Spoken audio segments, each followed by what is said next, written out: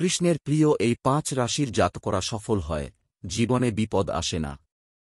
মেষ রাশি, বৃষ রাশি, কর্কট রাশি, তুলা রাশি, কুম্ভ রাশি। পুরাণ অনুসারে শ্রীকৃষ্ণ হলেন ভগবান বিষ্ণুর অষ্টম অবতার। তিনি ভাদ্রপদ মাসের কৃষ্ণপক্ষের অষ্টমী তিথিতে রোহিণী নক্ষত্রে জন্মগ্রহণ করেন। সনাতন তথা বৈষ্ণব ধর্মে তাঁকে সর্বোচ্চ ঈশ্বর উপাধিতে ভূষিত করা হয় এবং তিনি ভগবত গীতার প্রবর্তক।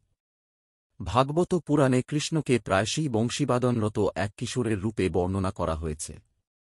আবার ভগবদ্গীতায় তিনি এক পথপ্রদর্শক।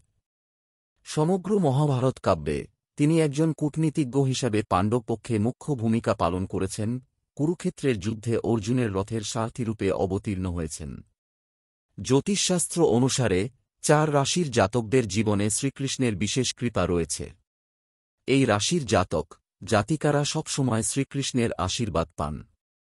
জেনে নিন কাদের সৌভাগ্য।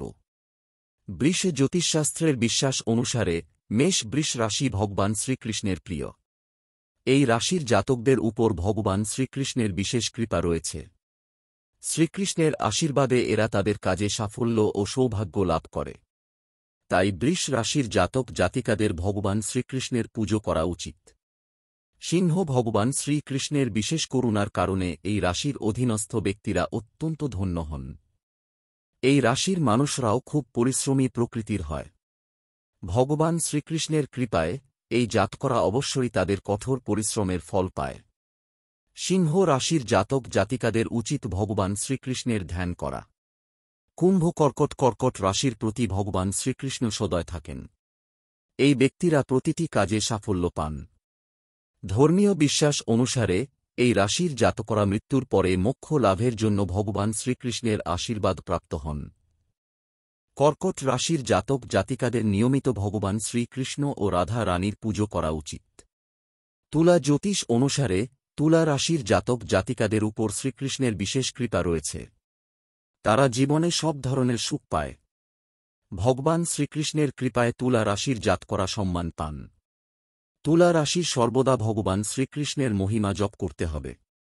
কৃষ্ণের প্রিয় এই 5 রাশির জাতকরা সফল হয়, জীবনে বিপদ আসে না।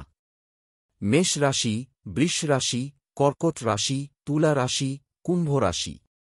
পুরাণ অনুসারে শ্রীকৃষ্ণ হলেন ভগবান বিষ্ণুর অষ্টম অবতার। তিনি ভাদ্রপদ মাসের কৃষ্ণপক্ষের অষ্টমী তিথিতে রোহিণী নক্ষত্রে জন্মগ্রহণ করেন। সনাতন তথা বৈষ্ণব ধর্মে তাঁকে সর্বোচ্চ ঈশ্বর উপাধিতে ভূষিত করা হয় এবং তিনি ভগবত গীতার প্রবর্তক।